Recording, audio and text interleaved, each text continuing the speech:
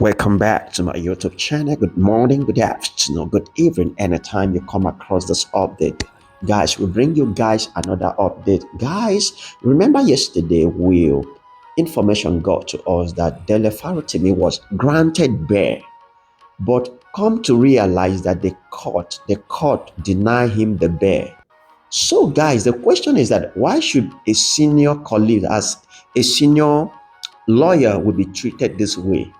Okay, they charge him before the bail of 50 million, but now when he get to court and other requirement, the court deny him bail. And the question is that where are we going from here? And guys, I will also let you guys listen another requirement, but I will point it out before you listen and also drop your comment. Now, another new requirement that is going to apologize and also publish it in two different newspapers within Nigeria. And he will also pay 500 million, not 50 million again, 500 million naira. So guys, the question I should ask, if a senior colleague, as a senior lawyer that has other lawyer working under him and is paying them salary, could be treated this way, how much more the common masses? So the question is that where is Nigeria going from here? It's very funny that corruption has eating up the system, and the book he published is exactly what is really happening in judiciaries. Not in judiciaries, every of the sector is being polluted and contaminated. So it's funny, guys. So I will leave you guys here to listen and also drop your own comment. So guys, take a look. Based lawyer and rights activist DELE FAROTIMI. Farotimi is alleged to have defamed renowned senior advocate Afe Babalola and his law office in his book, Nigeria and its Criminal Justice System. Count one of the 16 counts in the charge says that Farotimi in his book, which was received and read all over the world, including in Ado-Ekiti, stated that Afe Babalola corrupted the Supreme Court to procure a fraudulent judgment in the service of his clients, an act which is likely to cause fear and alarm to the public peace and which is contrary to and punishable under Section 59(1) of the Criminal Code Act. The offense carries a punishment of imprisonment for 3 years. At around 9:50 a.m., Farotimi is driven into the court premises by operatives of the Rapid Response Squad of the Nigerian Police Force and the Nigerian Correctional Center and led straight into the courtroom. When the proceedings commenced, the police prosecutor Sam Osubu challenged the appearance of the defendant's lead counsel, Senior Advocate of Nigeria Adeyinka Olumide Fushika, before the magistrate court on the basis that a senior advocate should not appear in a lower court. He cited a recent judgment of the Court of Appeal, Oyo State. The senior advocate Olumide Fushika countered this submission by explaining that the Ekiti State Magistrate Law allowed lawyers, irrespective of their status and title, to appear in the court.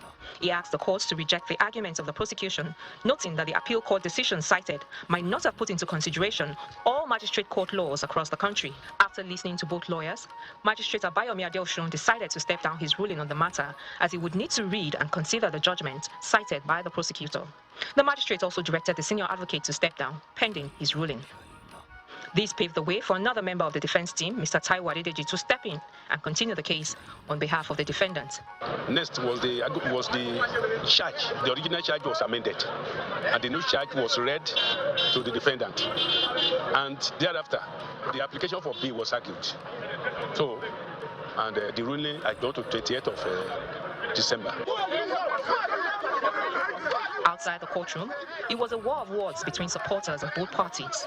The senior advocate for the defendant, who could be seen trying to calm frayed nerves, declined to comment on tape, but said off tape that the atmosphere was toxic and makes justice in the case doubtful. Supporters of both sides freely bared their minds. Nobody can destabilize the peace of our states. We know they are rented dogs. We know they are hired to do this. But no amount of street wailing, no amount of internet attack can make a group of underdogs to subdue the right of our family. We will respect the position of the case and at the same time present ourselves in the court of law at the next proceedings. But it is expected that this particular case is a bailable offense, especially in the magistrate court, so that we can be given a bail, so that we will not escalate this particular matter unnecessarily. Meanwhile, the managing partner at Afe Babalola's law firm, Senior Advocate of Nigeria, Kehinde Ogunwumiju, has filed a civil suit on behalf of the firm against Farotimi for the alleged defamatory statements in his book. Ogunwumiju asked the court to stop the publication and sale of the book at all physical and online bookstores, pending the hearing and determination of the suit. The firm is also asking the court to order the seizure of copies of the book wherever it may be found.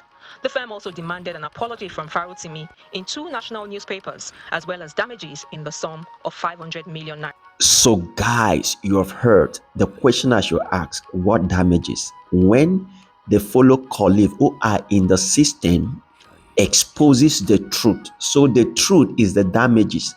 So the question is that you cannot speak the truth again. If you speak the truth, you will be punished. So you should know that what I'm trying to say, that the system is totally perverted, is totally corrupt. No conscience again. If the senior barrister should speak the truth, write the truth, is punished. So guys, what do you think? Please drop your comment.